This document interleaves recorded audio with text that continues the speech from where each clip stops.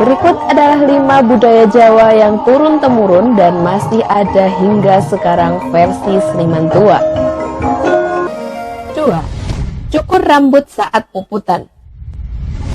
Tradisi mencukur rambut bayi ini biasanya dilaksanakan pada saat puputan atau pada saat memberi nama sang jabang bayi.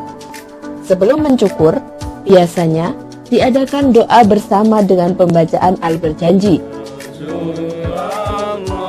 Saat mahalul qiyam, sang jabang bayi dibawa masuk ke ruangan, dipayungi, juga disediakan satu mangkok air dengan taburan bunga mawar. Mangkok inilah yang nanti digunakan untuk menaruh rambut sang jabang bayi setelah dicukur. Selesai dicukur, sang imam biasanya meniup ubun-ubunnya agar supaya sang jabang bayi diberi keselamatan hingga dewasa.